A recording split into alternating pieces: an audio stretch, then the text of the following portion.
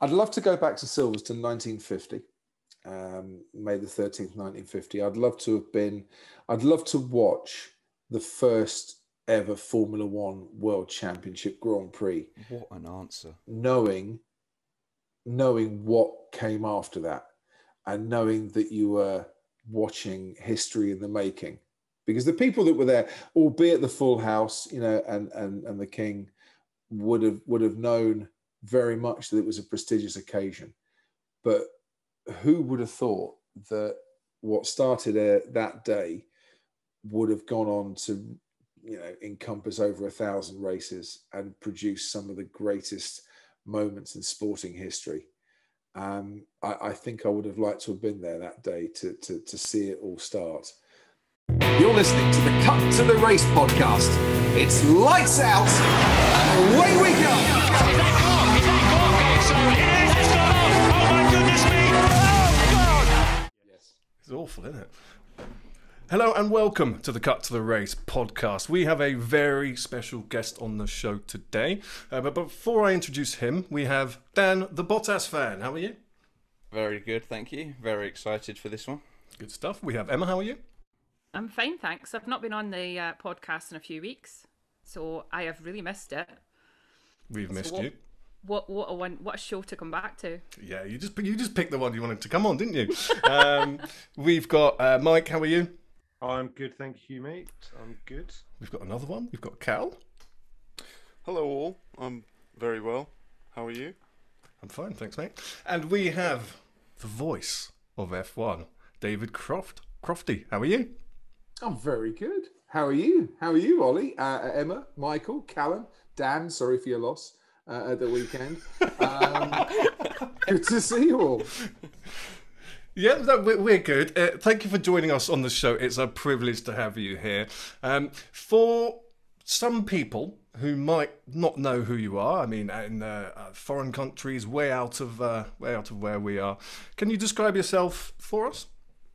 Yeah, I'm the guy who shouts a lot. I think that's what it says on the Twitter. I'm Sky's F1 commentator and have been now since 2012 when Sky got the rights to Formula One. Before that, I was with BBC Radio 5 Live. So 2006 was my debut as a Formula One commentator. We're now 2021, and my basic math says this is my 15th season as a Formula One commentator, which is not bad given that after my first race, I thought I'd be lucky to make it for 5 races. Quite frankly, I still remember Bahrain 2006 as a massive challenge, exhausting race, win for Fernando Alonso, thinking it was the greatest job I could ever wish to do. I'm thinking that I was nowhere near ready for it, to be honest. And I'm still not quite sure that I'm ready for it now, because Formula One's one of those beautiful sports where you learn something new every single race. But I'm 290 races in now. I can work this out because I'm Toro Rosso and Alpha Tauri -1, because they made their debut on the same race as me. So every time I do my notes for a race, and I write down how many races Alpha Tauri have done, because you've got to include Toro Rosso as well. I know exactly where I stand. 290, blimey. Wow, where's the time? Wow. And for many of our listeners, you will be the only commentator they've ever heard on F1 as well, you know, the younger generation as well. So you are literally the voice of F1. But to me, Crofty, you're the voice of Silverstone. I've never forgotten the first time I went to Silverstone, camping out all weekend. Crofty is on the radio, how many hours a day is it? Quite a few, to be honest. It really is. It really is. And I can't say how much respect I have that you're on the radio for good 6 hours a day, and then you're commentating, and then you're back on the radio again. I mean, how on earth do you manage that? Which radio was that? What, on 5 Live? Silverstone Radio. No, see, Ollie, as much as I appreciate your compliment here, I have never appeared on Silverstone Radio. However, there's a reason I ask this, because I quite often get tweets from people saying, were you on Radio Silverstone today? And I'm like, no, not at all. I've never done it. So there is somebody on Radio Silverstone that sounds very much like me, or I sound very much like them, depending on who wants to sound like who on this one. But no, that's not me, Ollie. I haven't got time. I wish I had. I really wish I had time, because I'm a frustrated DJ, quite frankly. But I've never been on Radio Silverstone. you've blown this now, haven't you? You're thinking, oh no, I've got Crofty. I'm trying to work out if you're I'm trying to work out if you're trying to throw me or not here. No, not at all. Never been on Radio Silverstone. Who is this imposter that's doing impressions of me? Right, we need to start the show again now. This is a disaster. No, listen, Ollie, don't start the show. You've got to leave this in. I'll take you back many, many years to when I was at 5 Live, and we were at a race. It was like 3 or 4 races in, and Murray Walker joined us for the first time. Now, I'd met Murray before, but I'd not worked with Murray before. And we were recording our Friday night preview show. And I kid you not, my friend, 6 times I had to start the intro, stop it, start the intro, stop it, because I kept fluffing my lines. And I was just I was in absolute pieces until Murray put his hand on the microphone and went, listen, Crofty, I know it's a bit off-putting working in the presence of a complete legend, but if you wouldn't mind, I have got to go for tea at some stage tonight. and then just smiled at me. And Murray became a very good friend over the years. I miss him greatly, I really do. But it's it's not easy working in the presence of greatness. It's even harder working in the presence of me, obviously. But well done. Clearly. Yeah, Ollie, don't ever stop, whatever. This is live, sir. This. Welcome to my world now. When you get something wrong, you got to live with it, Ollie. To be fair, I've wondered how on earth you don't make a lot more mistakes. But oh, seriously, that hurts. A lot more mistakes. How many have you been counting, Ollie? Well, we'll get to that part. We'll get to that part. Seriously, I think I'll talk to Emma for a while. It might be a lot better for my ego. Hello, Emma. Hiya. Seriously, ask me a question. Go on, ask me a question I don't know about. Oh, I saw you on Good Morning Britain the other day. Can't be any worse than Ollie's question. Emma, you take it over. Go on. Well, I can ask you a question. We're talking about current F1. Mm-hmm. So what are your thoughts on Daniel Ricciardo's performance this year? He stepped into a McLaren, which I think was a really smart move. I'm a huge Daniel Ric fan. But his performance this year, especially against Lando Norris, isn't really up to his normal standards. Do you actually think it's maybe to do with time needed to settle into the car, or do you think it might run a bit deeper? What are your thoughts on that? Well, let's look at Daniel Ricciardo's career. He started out at Silverstone, didn't he, for HRT? Not Radio Silverstone, Ollie, but just Silverstone the track. Back in 2011, went obviously to Toro Rosso and Red Bull and then Renault, driving, of course, Renault engines. Now he's got a McLaren power unit in the back, and each power unit, each engine is different, as each chassis and each team is different as well. And I just think there's something inherently tricky about that McLaren this year that requires a little bit of thought and putting to one side what you've learned in recent years. I think there is a driving style to that McLaren that Daniel hasn't quite mastered yet. When he gets it right, we see that he's very good, but he doesn't get it right all the time. Needs a bit of time to settle in. Now, when you're being paid the big bucks as Daniel is, it's very difficult to demand that time to settle in. It's good to see that he's gone down to McLaren to work with the engineers and to put more effort in. He needs to do that. Lando has a driving style that suits that car because that's all he's known. He's been a McLaren boy for quite some years now, even before his debut. Daniel will conquer it. He will get to grips with that car. It is a multi-year deal. It's not like they're going to kick him out at the end of the year. But there comes a pressure, doesn't there, when you are signed as the de facto leader, you're being paid a lot of money. You want to get it right. And you know that the team are demanding that you do get it right.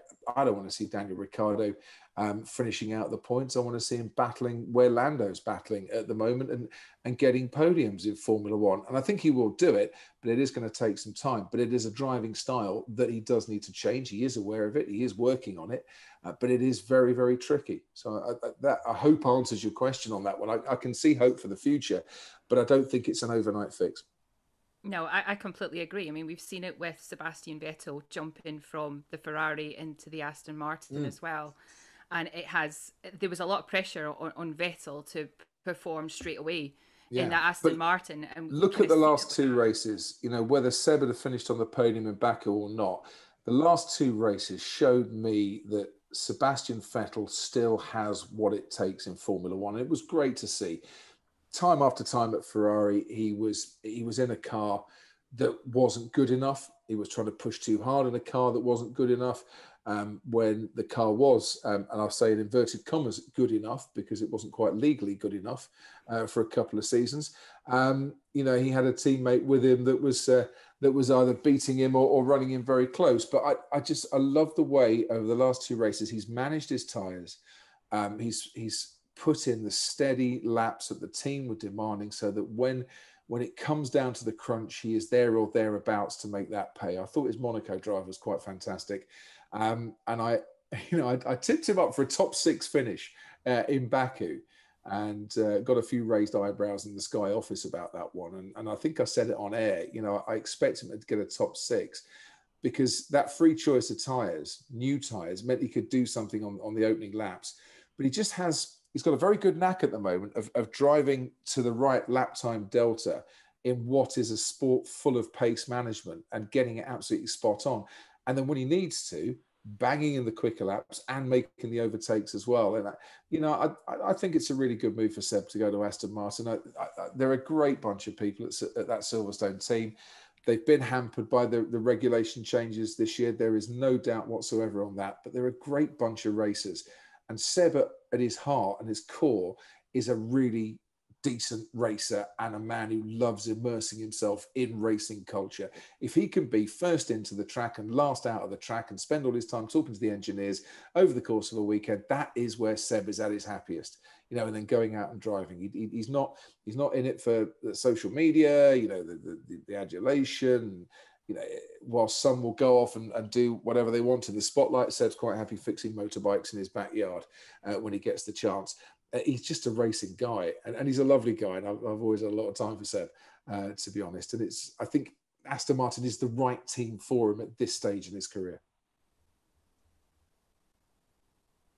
So you mentioned then that Aston Martin have been hampered by the regulation changes. Oh God, my mic's gone. No, it's not. We can hear it. I'm just going to have to hold it. No, the boom's literally just fallen off its stand. I'm just going to hold it. I'm professional. So Aston Martin have been hampered by the regulation changes.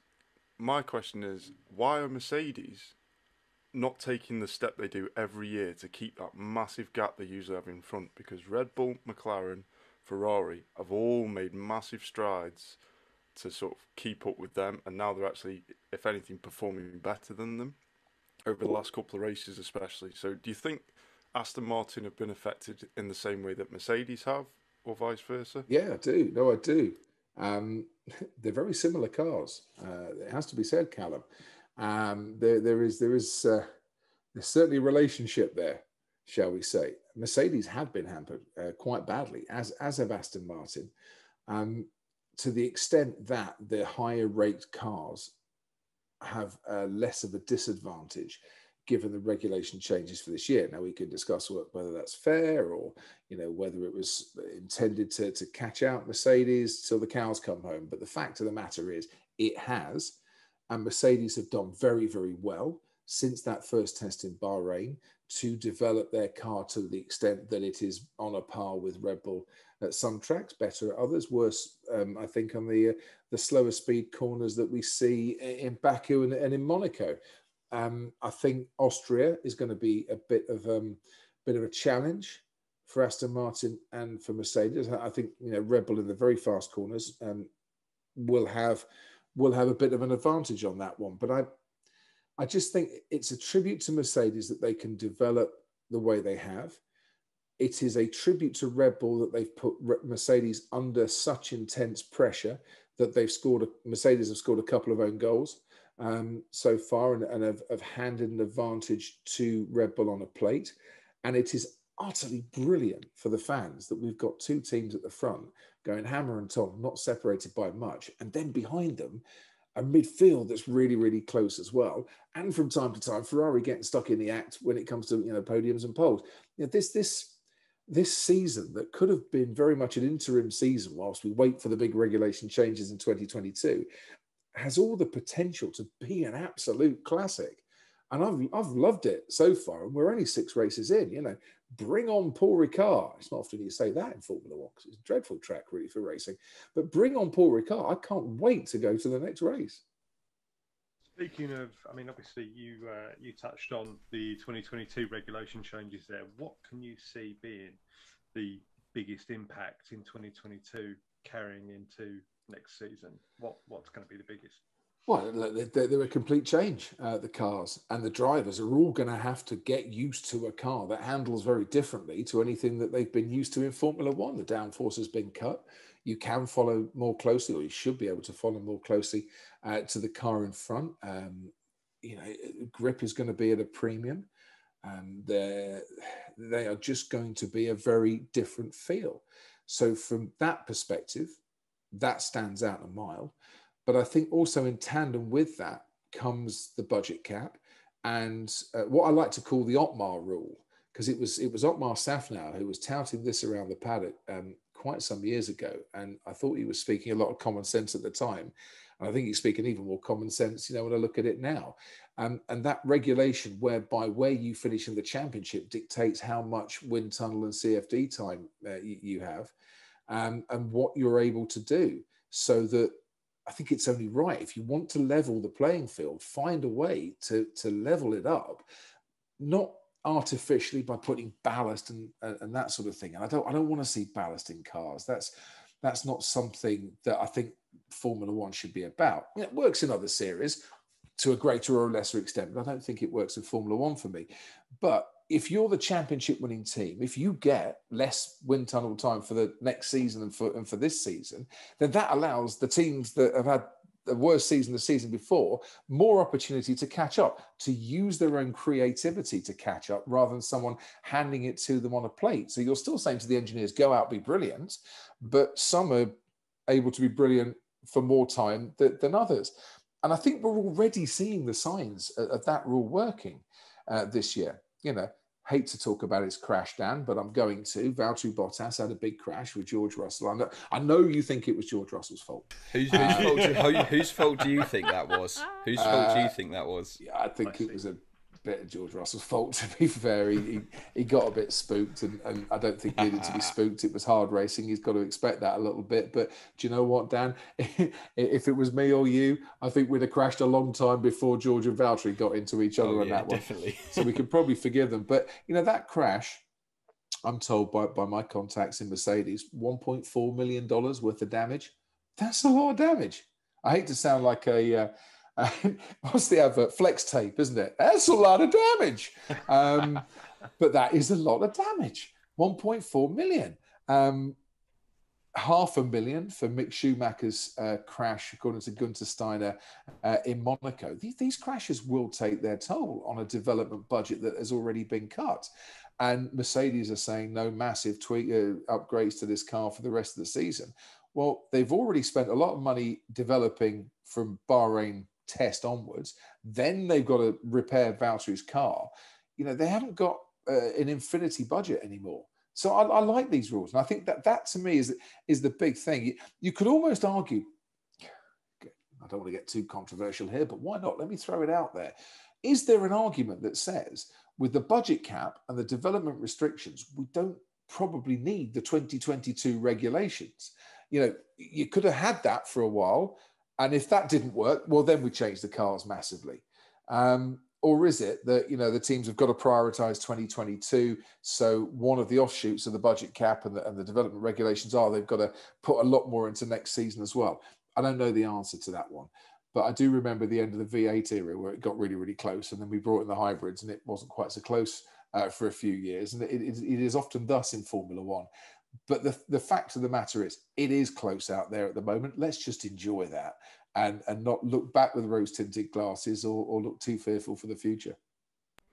As you say, regardless of next year, this year is very close in the championship standings. Obviously, Red Bull are ahead of Mercedes at the moment, which I'm not sure many people expected. And part of that blame does have to go on my beloved Valtteri Bottas. Oh my God, he said it. He said it. Do you think? I'm not saying. I feel like a grief counsellor. I feel like I've stepped into a grief counselling session this afternoon, Dan. Well done. Well done for admitting it, Dan. That's the first step to your recovery. Thank you. I'm trying. Do you think he can improve as 2021 goes on? And do you think that he'll sort of find his feet again? Because it's been a couple of rough races, but I think he'll bounce back. But yeah, I really hope so, because I think Valtteri is a fine driver. He's not Lewis Hamilton's ability, but then who is? You could argue that Lewis Hamilton's the greatest racing driver of all time. Yeah, you can either nod your head or. We've got so. A nod from Michael. We've got a nod from Dan. Nod from Emma. Ollie's nodding. Callum is listening to heavy metal at the moment. He's nodding that vigorously. I went full Churchill there to emphasise the you point. did go full Churchill. Very impressive. No. Yes. So I think Valtteri will bounce back. He is a fine driver. His teammate is a better driver. I don't think anything Valtteri's done over the last few years is disgraceful in any way, shape or form. He's finished as runner-up in the championship the last couple of years. Mercedes have won both championships. People who say, well, Mercedes should get rid of Valtteri Bottas. Why? Why get rid of Valtteri Bottas? He's doing a fabulous job. They keep winning.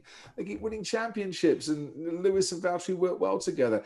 There comes a time you have to think about the future, and maybe there is a bit of thought for the future going on at the moment. I think Toto Wolff has done a very good thing for him and for Mercedes, and having 3 drivers that are all out of contract at the end of the year.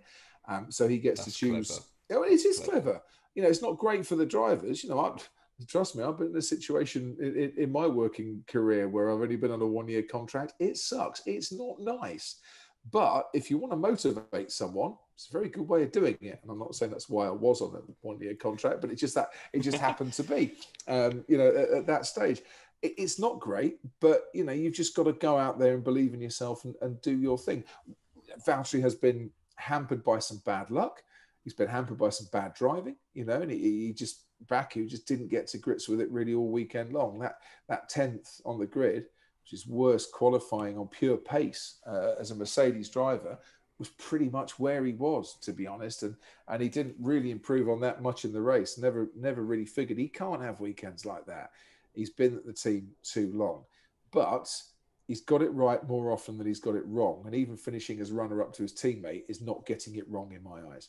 I've waited months for someone to back me up on this podcast. I'm so glad that you finally have.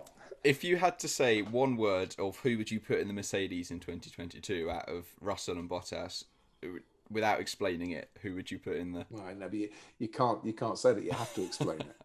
Okay. No, you can't, because otherwise it gets taken out of context. Okay, if you are looking to the future, and you think that George Russell is the man to lead that Mercedes team in the future, you put George Russell in, because you run the risk that you might lose him for good if you don't stick him in. If you feel that George Russell needs more time, and you can convince him that he needs more time, and you can find him a more competitive drive, because he doesn't need to be, with all due respect to Williams, racing at the rear of the field, then you stick him somewhere else. If you think that Valtteri Bottas can do you a job for the next few years, and that stability is what you need at that team, given that there are so many changes going on, then you leave Valtteri Bottas exactly where he is. There is no right or wrong answer, only a hindsight look back that says, oh, you've got that wrong or you've got that right. If Lewis Hamilton wants to stay, he will stay.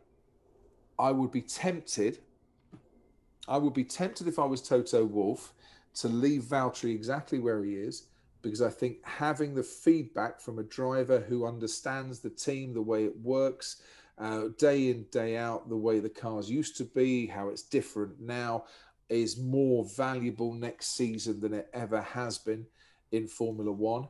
But I would want to be putting George Russell into a seat somewhere else that is more competitive.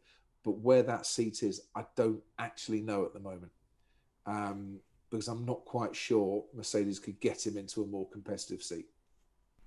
They need that middle ground, don't they? They don't have it at the moment. Yeah, they need Williams to be competing for points. Yeah, that's what they need. And look, I've got a feeling that George Russell wouldn't have gone to Williams had Mercedes and George known they were going to struggle so much for the 3 years that he was there. And I don't think George is keen to stick around at a team that isn't scoring points. You know, you can get overlooked very quickly in Formula One. Understandably, yeah. Yeah, you can go from, you know, future potential to, you know, being ignored very quickly indeed. Look at Esteban Ocon, who's still working his way back into that future potential contention because he had to take a year out of the sport. Didn't do him any good whatsoever. But I'm glad to see he's actually getting on very nicely at Alpine at the moment. You know what it needs? You know what it needs, Dan?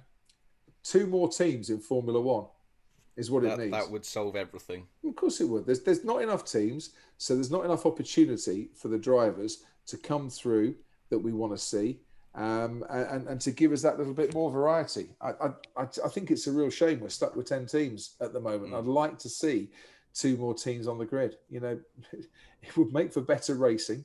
It would make for a better show, and it would give people a bit more hope, an opportunity for the future. We talk about diversity in the sport and bringing people through, and we need to bring people through. You know, I want to see Asian drivers because there is a massive market for Formula One in Asia. You know, Guan Yu Zhou has got to be a Formula One driver. He is good enough if he wins that F2 championship. But where's he going to slot in? I would love to see a female driver in Formula One, but quite frankly, where are they going to slot in at the moment? There's only 20 seats, and you know, there's very good drivers who have gone through all the feeder series to get to Formula One who are struggling. So is it any wonder that we're struggling to find an opening for a female driver as well? There are American drivers that I want to see in the sport. It is a worldwide championship. We've got no North American driver. Well, we have got North American because we've got obviously Canadian drivers, but we've got no one from the States. You know, there is a massive amount of talent that Formula One could be tapping into if it had a couple more teams. And I want to see 2 more teams. I really do. So, Crofty, let's just talk a bit about your role in F1. So it's... People probably sit at home and think this is an easy job. All you do is just report what's going on the TV, right? Easy. Easy. Everyone can do it better than you, of course. Yeah, but easy. I just wanted to ask you about one of what I would have found the toughest moments in recent history of F1, which is obviously in Bahrain when Grosjean had a little smash. You're in the commentary box. Obviously, you've seen what's happened. Mm-hmm. As a commentator, how do you compose yourself? How do you reassure the public? And how do you keep going? Because I mean, we were on a Zoom call all watching it together, and my lip was shaking, and I had to go. You know, seeing what happened there. But you've got to hold it together. How did you do that? And what did you know at that particular time that maybe we didn't?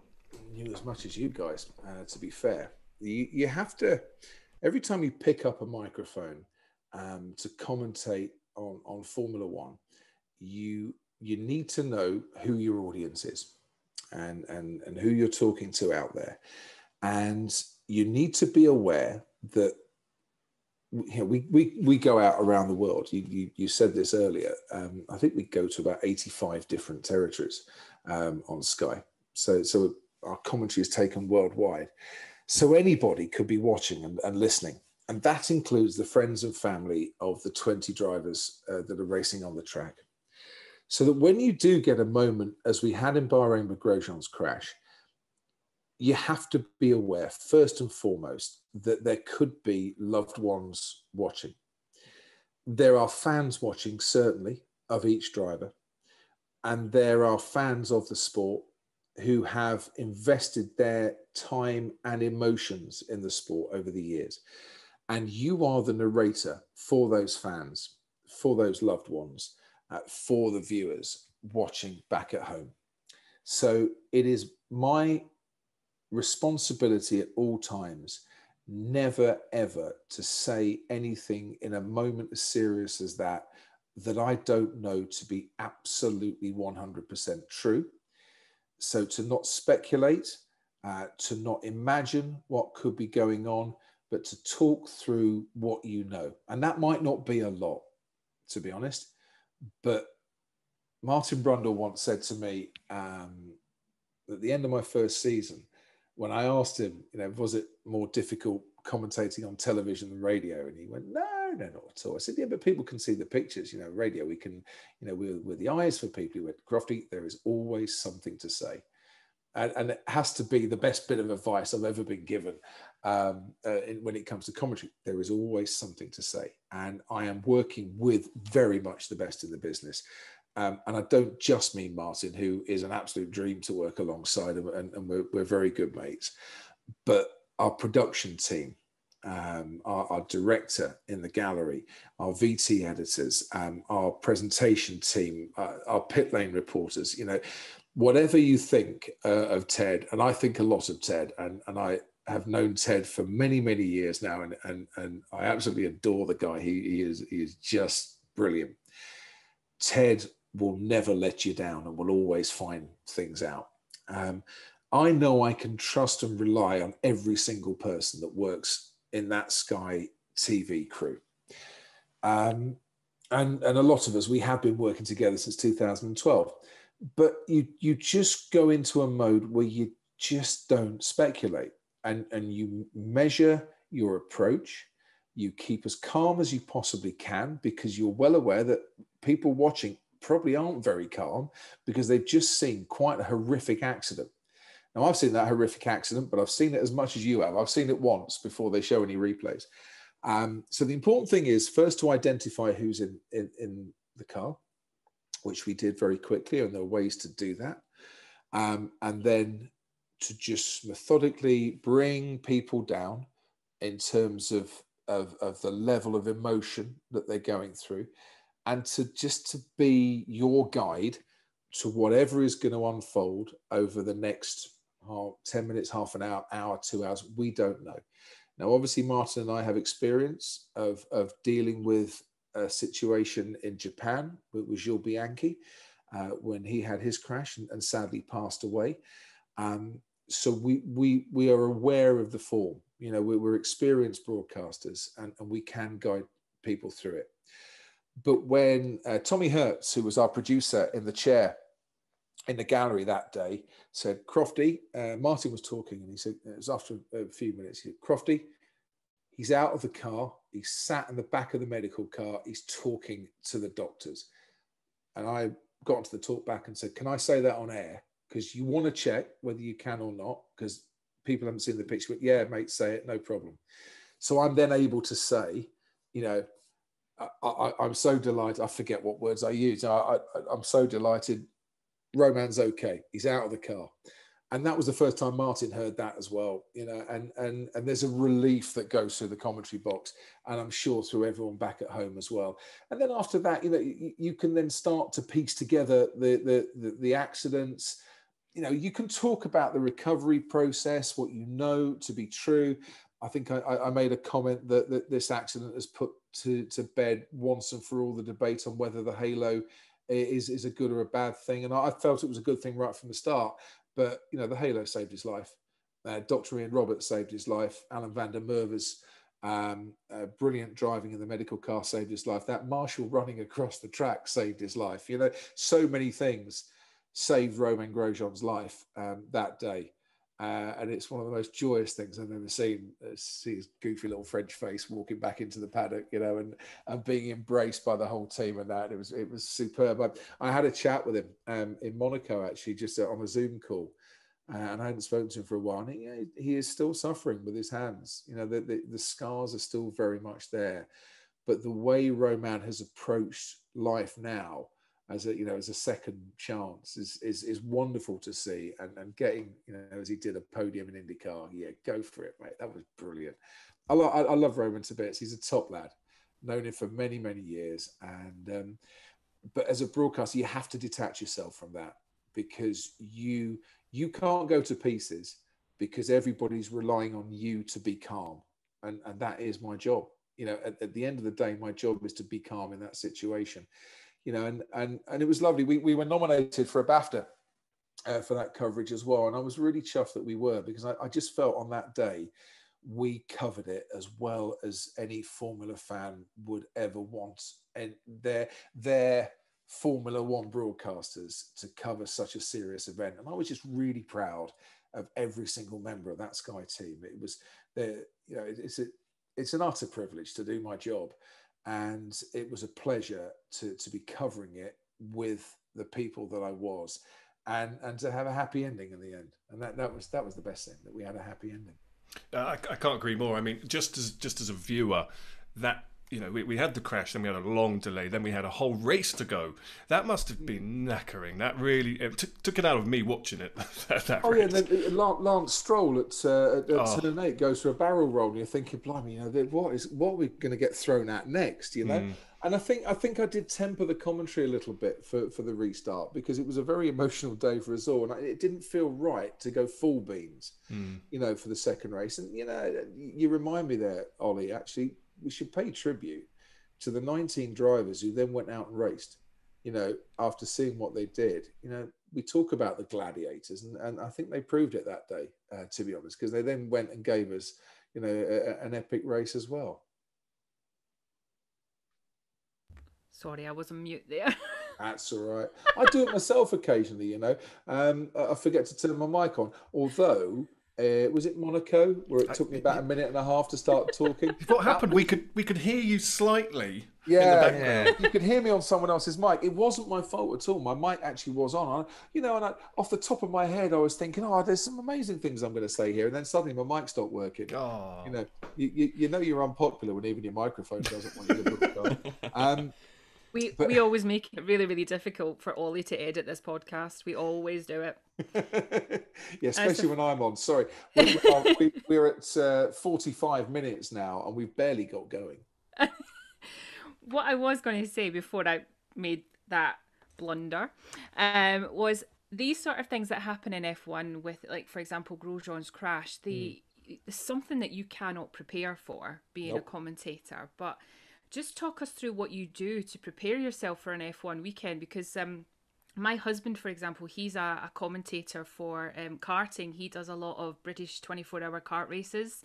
Nice. And he commentates on that. He did one weekend where he actually commentated and also jumped in the car and raced as well during that 24 hours. But I've seen the preparation that he has to do just for a kart race. He's you know, got all the stats, the driver names, and sometimes there's like over 100 drivers in the karts, and he has to remember everything. But do you have someone that sort of collates all the stats for you, or do you have to do a lot of that preparation yourself? Just talk me through what you have to do to research. Yeah, so it's a mixture really.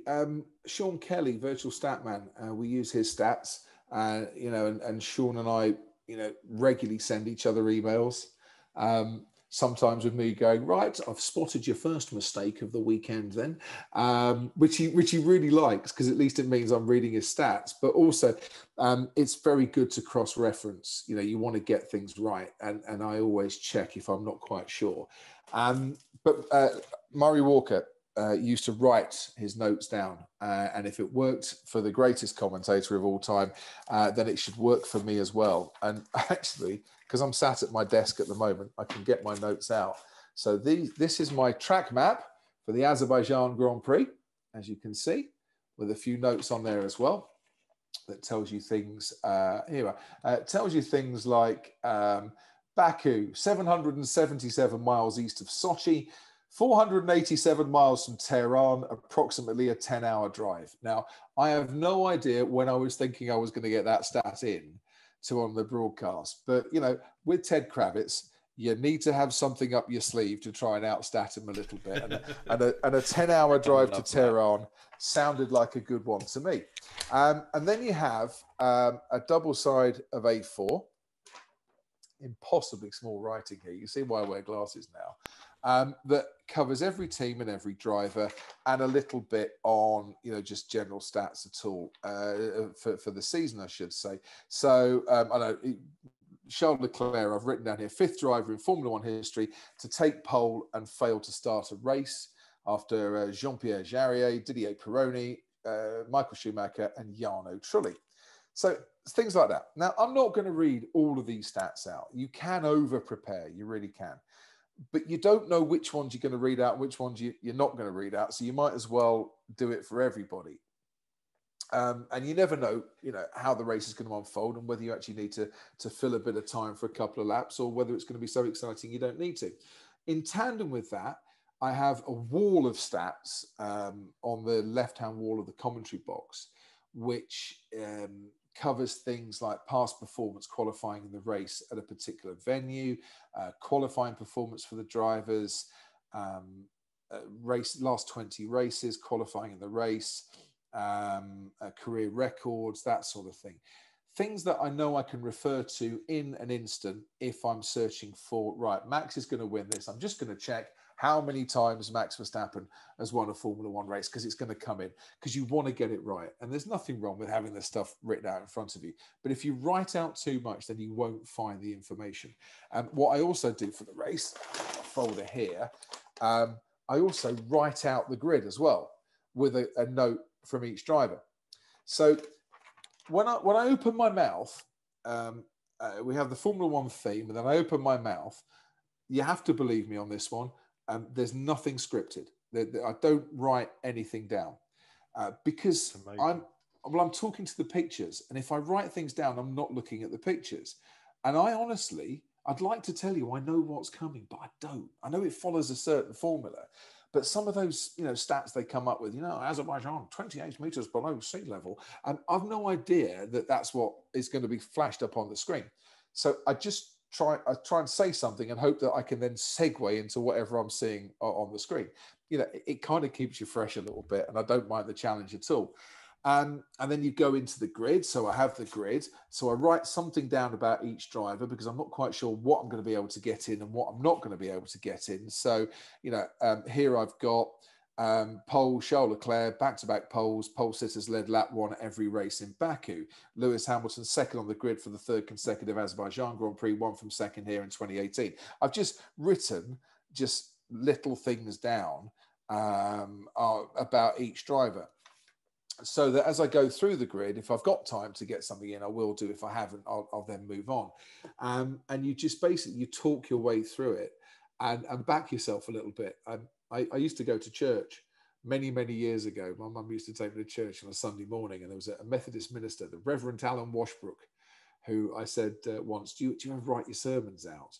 He said, no, I walk up to the pulpit and I offer a prayer to the Lord, and he guides me through it. Well, I'm not saying for 1 second that I offer a prayer to the Lord, but if it was good enough for the Reverend Alan Washbrook, it's good enough for me. I don't need to write it out. I do all my notes. I prepare little gems, and then just kind of go with the flow, really. It's a jazz freestyle for 2 hours, isn't it?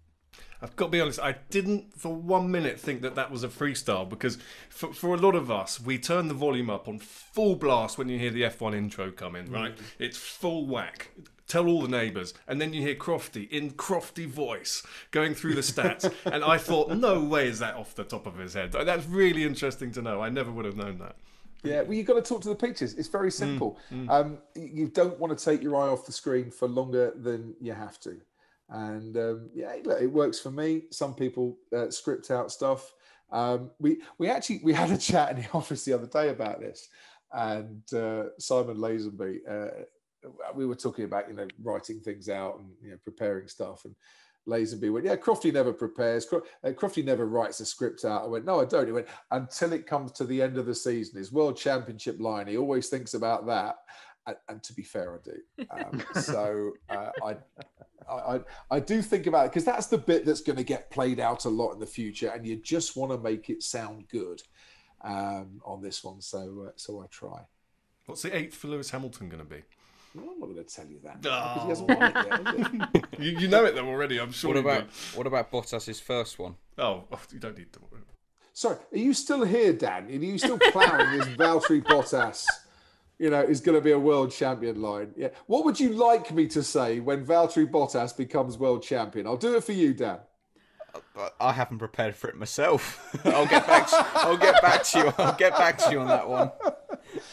How about it's not where you start, it's where you finish. Valtteri Bottas, champion of the world. That'll do me. I'll just be doing laps in my living room at that point, celebrating. Dan, that's gonna be your ringtone, Dan, isn't it? I'll send it to you. It will, honestly. That will be my ringtone. Brilliant. And have that one on me, fella. Speaking of you being in the box with Martin Brundle, has there been one time where he shot you a glance, something's happened, and it has been really difficult to keep your composure in terms of humour and trying not to laugh? There's got to be that one point where you belly laugh and trying to, and I want to know that point. So it was China. Well, there's been a few, it has to be said. Martin and I do like a giggle. It's been a few, but the one that sticks out was China. It was qualifying. Yeah, I think it was qualifying in China. And you know, when Lewis Hamilton gets into a car, he's got a set routine when he gets into a racing car. I know what you're going to say. And so I'm watching Lewis getting into the car. I'm like, blah, blah, blah, blah, blah. And Lewis Hamilton just adjusting himself before he gets into the car. I just looked at Martin and smiled because he tugs down his trousers and he makes sure he's either dressing to the left or the right and he's not dressing straight down just in case he has to put the brakes on very suddenly. You know, there are 5 people on this call who know exactly what that sort of pain threshold's like. He's actually given birth and thinks that we're all complete wusses. But I shot Martin a glance and started giggling.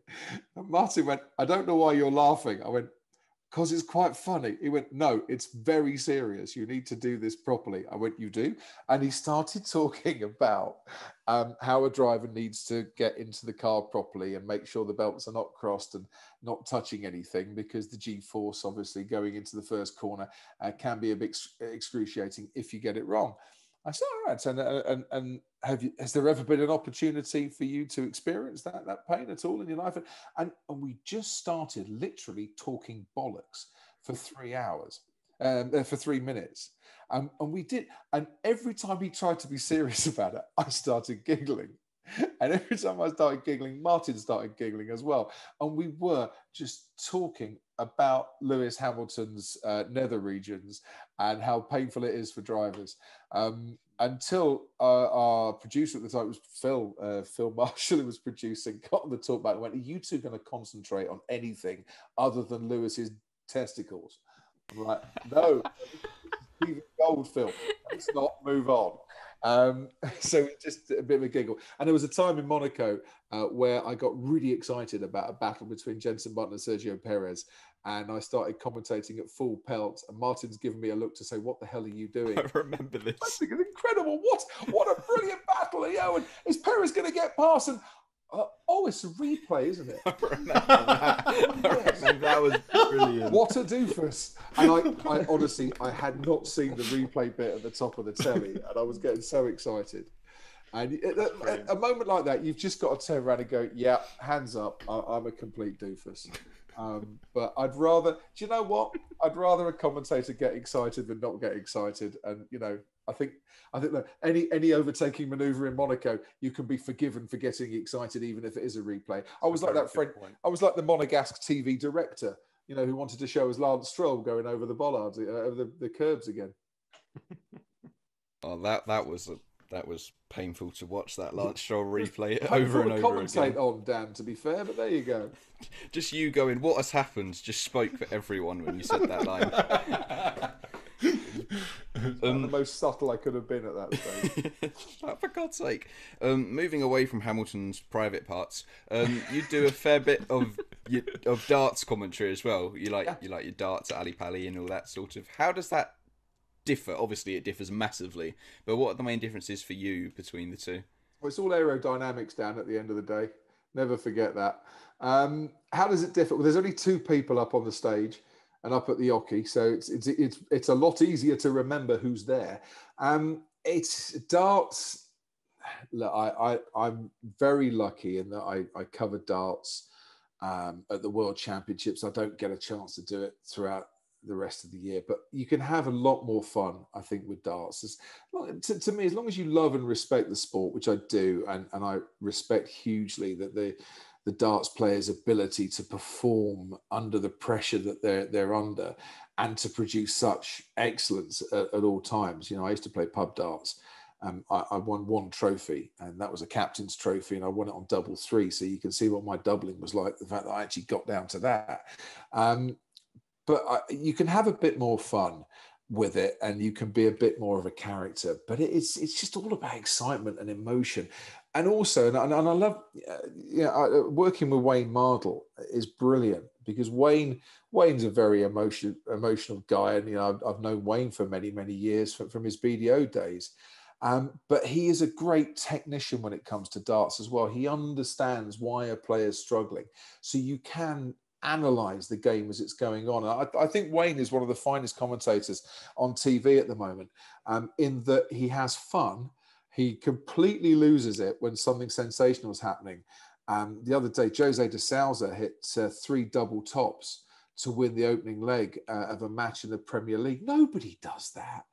Not to win an opening leg. And Wayne went completely over the top and completely lost his voice as a result of it. Brilliant. Exactly. And he goes from that, and he was like, "Stop it! No, stop it! No, stop it!" And just then went completely lost it. But he also analyzes the game, and he analyzes the game really well. And I like that balance between being a character and analysis as well, because I am a sporting fan, and I want to hear that sort of analysis. And that's why, I love hearing Martin's take on driving, and Paul's take on driving, and Jensen and Johnny and Ant and Karoon when they come in as well. I mean, these are the guys that have raced in a Formula One car. I'm the idiot that had 3 laps once and never want to do it again, because that was such a glorious moment. I don't think it could be bettered if I repeated it. But they're the guys who know it inside out. So I want to ask them the questions that give you guys the analysis you deserve. And then I'll have a bit of fun and help tell the story as well, and get as excited as you are. And hopefully it all comes together. And for 23 races each season, we make a perfect marriage out of it. I'm actually quite a good fan of the darts as well. I quite like watching it. Yeah. Who's your favourite player? Well, Gary Anderson, obviously, because I'm Scottish, but obviously. I seen the darts in Vegas. We went to watch.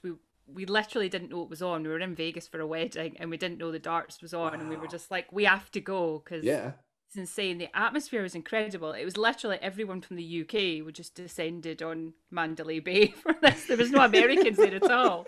I know, because it was like 11 o'clock in the morning. They were playing darts as well, because of the time difference. And we were very, very drunk while we were sat watching. Absolutely, it's darts, for instance. So Gary Anderson. So I've known Gary many years as well from his BDO days. I've been there when Gary Anderson's thrown his darts into the lake at the lakeside and said he's never going to play darts ever again. And I think I made the comment such as, "Well, that's absolutely fine, but you were so crap tonight, you actually missed the lake, mate. I'd go back and get some practice." And Gary, I see Gary, a few times a year, when I'm down at Ali Pali, we always have a good catch up. He's massively into cars and his Formula One and stuff as well.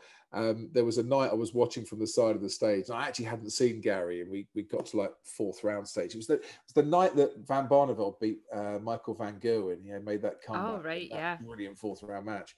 And Gary came off the stage, and he was like 1-0 up against... Vincent van der Voort.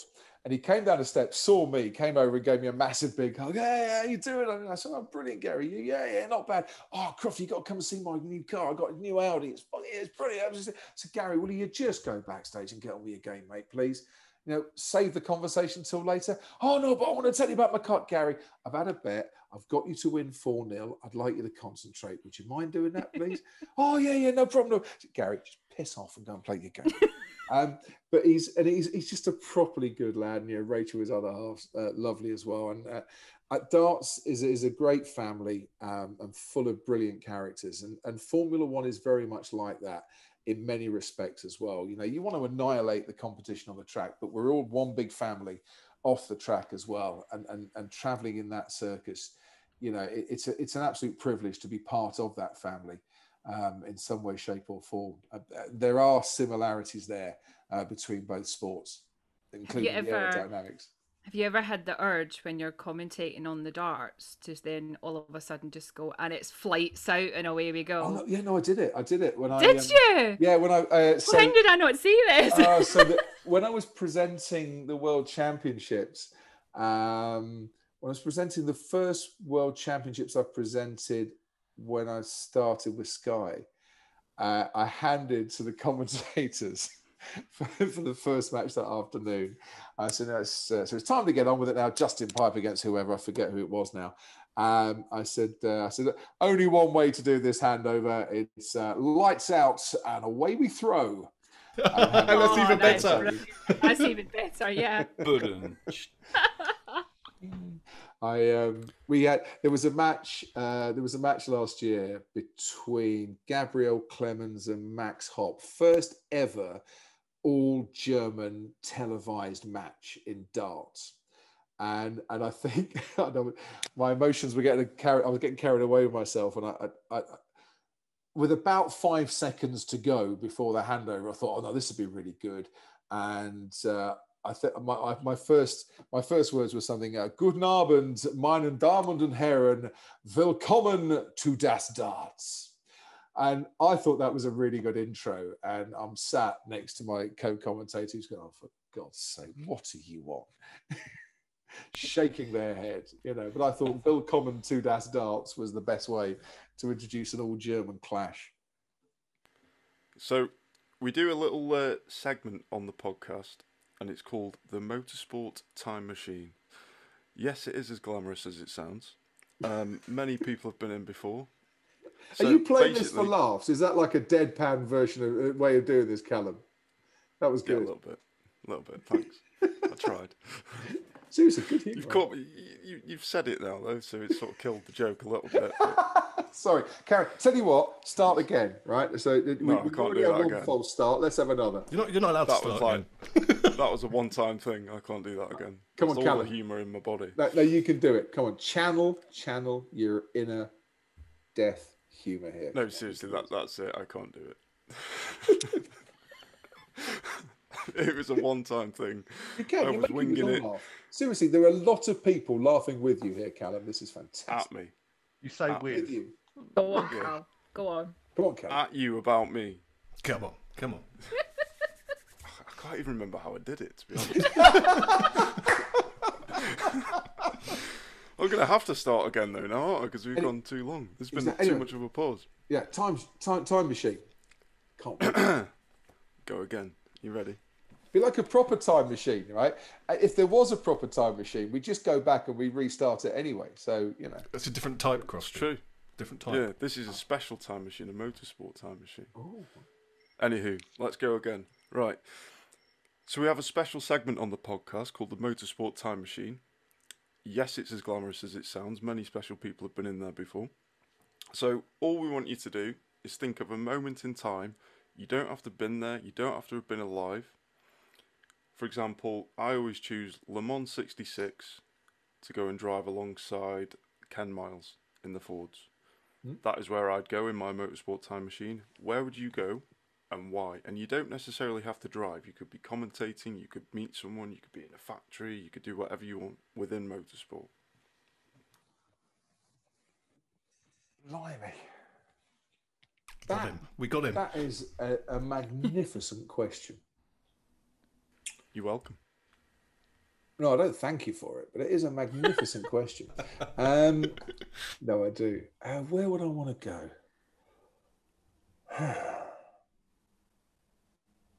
I'd love to go back to Silverstone 1950, May the 13th, 1950. I'd love to watch the first ever Formula One World Championship Grand Prix. What an answer. Knowing what came after that, and knowing that you were watching history in the making, because the people that were there, albeit the full house, and the King would have known very much that it was a prestigious occasion.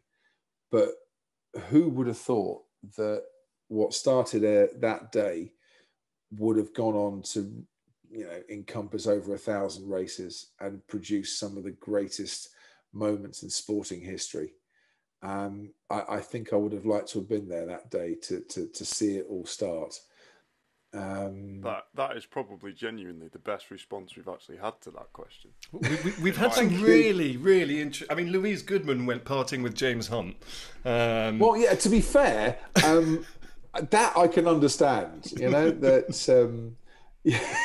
I'd love to have partied with James Hunt. Yeah. One of the Sky F1 team once tried to drink with Kimi Räikkönen. I'm not going to say who. They failed. And partied with Kimi Räikkönen. Probably would have been akin to partying with James Hunt as well. But yeah, because there are too many great moments. There are too many great moments to just say, yeah, I want to be there where Hill and Schumacher had their crash, when Mansell's tyre had its blowout. I would love to have been there to see Jim Clark drive, and race in the day. I would love to have watched Jackie Stewart in full flight. I'd love to. Part of me would love to have gone back and witnessed the day that John Watson went from 22nd on the grid to win a Formula One race. Because if it's half as good as the way Watty tells me it is, it would have just been the most magnificent drive ever. But I don't know.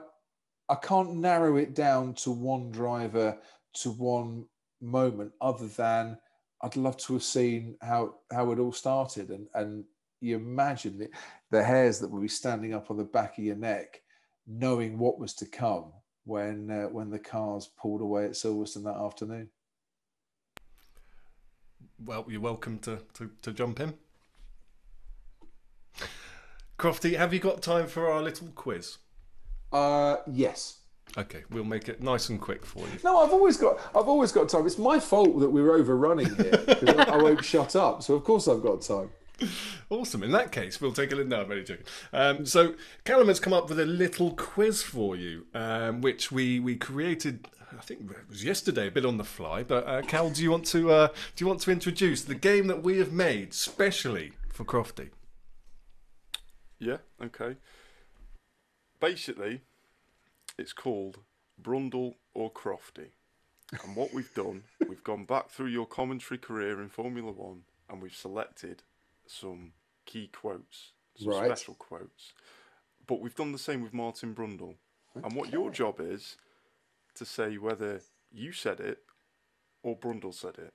See if you can remember if you actually said these or Brundle said them. It's like Mr. or Mrs., isn't it? And we haven't gone easy with talking about octopuses or grannies. We haven't gone that easy on you.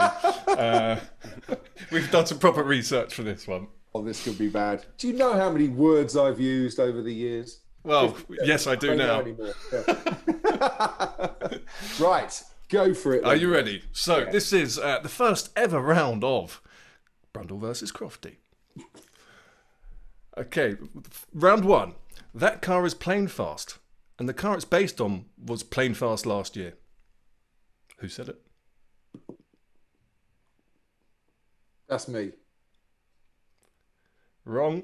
It was Brundle. No!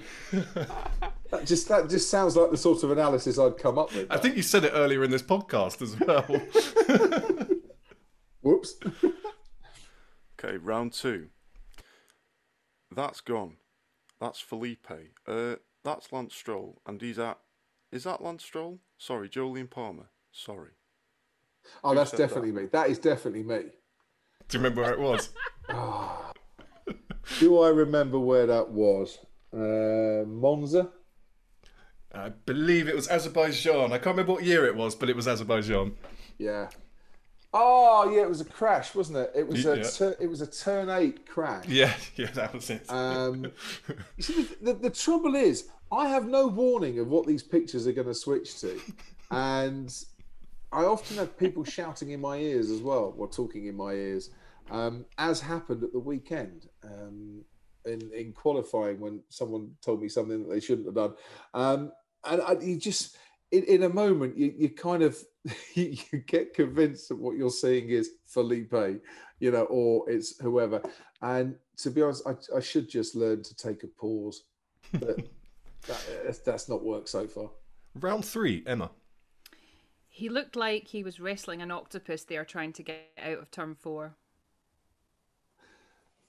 Yeah. I think that's me. That was Brundle. That was Brundle. But I think I've done that myself. I've done an octopus line or two myself. But I do something like he's sliding around like a fish covered in grease on the quayside, or something like that. I like that one. Okay, that was 1, 2, 3. Round 4, Dan. Right. How embarrassing to get a penalty is an F1 driver going too slowly? Who was that? Oh, I think that's me again, isn't it? That's No, Brundle that's again. Brundle. In France, rubbish at this. 2018. I think that I actually listen to it, and I do listen to him. I promise you I do. Okay, round 5, Michael. It's Redemption Day for Daniel Ricciardo. Yeah, that's me. That's Monaco. Yep. Correct. Yeah, and do you know, Yeah. and the reason I'm straight in with that one is because, I've given it, Redemption Day for Ricciardo. And then he came on the radio and said, "Yeah, Redemption Day, boys." And I'm like, "Oh, I must have got that right then. Daniel thinks it's Redemption Day as well. Stop nicking my line, bloody Aussie." Yeah. Okay, round 6, one of my personal favourites. This is a thrown cat into a tree full of pigeons here at Interlagos. I think that's Martin. That's you. That's you. That's Brazil 2012. That's how far back we went here. Thrown cat into a tree full of pigeons. I might have to resurrect that one. That's good. And all of these, by the way, are all off the top of our head. We do not write this rubbish down before we go on air. It's sometimes something crops, and certainly in my brain, something crops into your mind that you think, "Oh, that makes perfect sense if I explain it like this." And then you say it and you think, "That makes no sense at all to anyone." That's why I struggle to read it. Cal, what's the scores on the doors? We've got 2 more, I think. Got 2 more to go, and all you can do is break a draw. You've got 4 wrong, 2 right so far. I've had a Disappointed. shocker. I've had a proper Mazepin here, haven't I? Oh. We left him out of this as well. We I did love leave him it. out of I this. love it. That's brilliant. The next one. Raikkonen's rear tyre decided to take the shortcut through the barrier there and cut about half a mile and make its own way back to the pits. Who Martin said it? Brundle. Correct. Yes. Yeah. Way too detailed for me. And what are we on? Round 9? Yep. Emma. And he's in the pots. Yeah, that's me. When was it? Do you remember? No, I don't.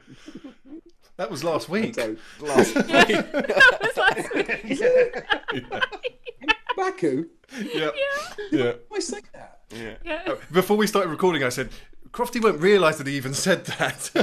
No, honestly. I do believe I said Bottas a couple of weeks ago as well. I nearly put that one in my one of And honestly, I did not do that on purpose. That was not on Twitter went purpose. mad. Twitter went bonkers. Well, sometimes you're just too polite and too posh for your own good, I was channeling my inner, not inner dukedom, as it were. Okay, one of your most... Oh, well, that's giving that away. You, Dan! Skip to Michael. Ask me the question. I'll say Brundle. It's lucky we've got a spare one, isn't it? Oh, yeah. Skip to Michael. This is the Really? decider. Right, decider. Decider. Cheers for coming, Dan. You're having That a sort mad of day. dexterity, I reckon Alonso could get a job driving a transit van around the M25. Oh, that's definitely a Martin Brundle. You're right. Yeah. There you go. You've just saved yourself at the end there. You got 5 right and 4 wrong. Well done. Come on! That's quite good. Well done. I'll take that. We do First and last round of Crofty versus Brundle. Well done. It's not going to catch on that as a game show, is it? Really? We tried. Come on. Honestly, you've been very creative. That's very good. I'll give you this one. By the way, I mentioned Nikita Mazepin. I really shouldn't make fun of, but No, you should. I did. No, I shouldn't. And do you know what? And when the radio message came on, then he was asked to do a Charlie 85 default thing, and he went, "Yep, done, got it." It's not Monaco. That was a really good moment because actually that was a very involved procedure on the steering wheel that wasn't easy at all. And it was nice to see that he'd actually gone away and learned. And he's going through what every rookie goes through in a spotlight glare that not every rookie goes through, some of which is his own making, of course. But he needs to learn and he needs to just knuckle down. He's not a bad driver and he will get there. But obviously, I am aware that there is quite a bit of chatter about Nikita Mazepin on social media because I do have children. And my 14-year-old sat at the dinner table the other day and he said, "Dad, have you seen they're making a new Drive to Survive series?" I went, yeah, I've seen the cameras in the paddock. You know, they're covering quite a lot, and I think there's more of them this year than there was before. "Oh, no, Dad, they're doing a series just about Nikita Mazepin." I said, "They are?" He went, "Yeah, it's all about Nikita Mazepin." I went, "Oh, right. Oh, I didn't know that." He went, "Yeah, it's a spin-off."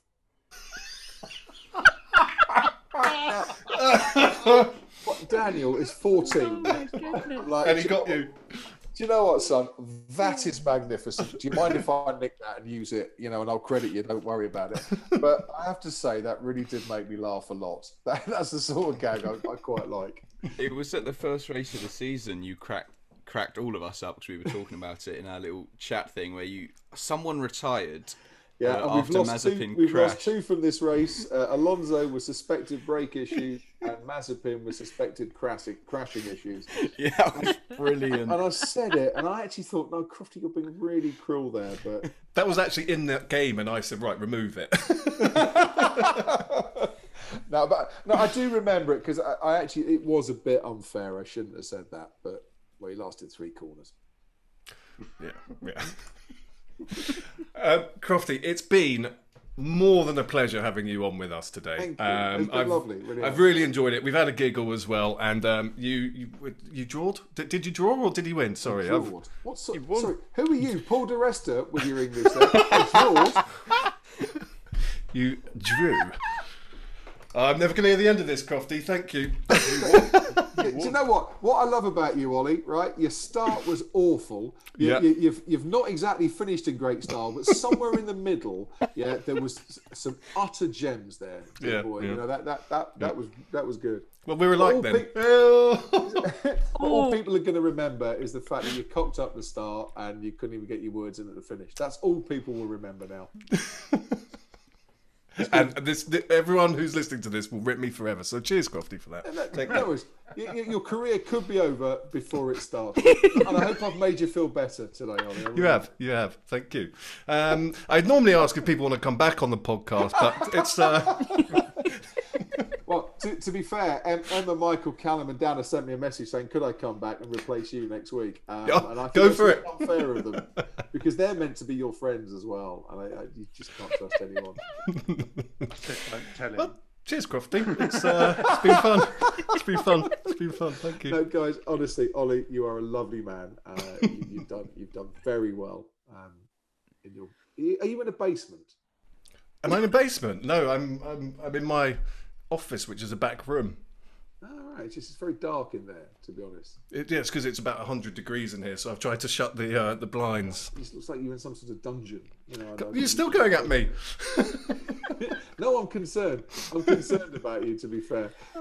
You are not Formula nerds in any way, shape or form. You are a gorgeous bunch of people, and thank you very much for having me on. It's I've really enjoyed this, to be fair. This has made my quarantine, my middle quarantining day, because I have to quarantine for 5 days after every race. Not just me, everybody has to do that. It has made it the most fun Wednesday I've had in a long, long time. Oh, that's really lovely to hear. Thank you. No, thank you. Any other quarantine Wednesday, you can come and talk to these guys anytime you want to. Well, yes. I'll be your script writer, Ollie. Don't worry about it. You and me, mate, stick together. Can we ask you to... I'm sure you get asked this all the time, but I'm going to ask. Can you give us a little link for our podcast in true Crofty style, which is, I'm David Croft. You're listening to the Cut to the Race podcast. It's lights out and away we go. Okay, I'll try then. Here we go. Hi, I'm Crofty. You're listening to the Cut to the Race podcast. It's lights out and away we go. Yes. Amazing. That was amazing. Thank you very much for that. There you go. Yes, we don't have to use the one I ripped off YouTube anymore.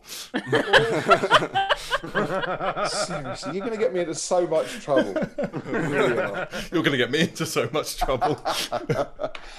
Guys, take care of yourself. It's been a pleasure. Thank you, Crofty, and Thank yeah, Thank you good very luck for the rest of the year.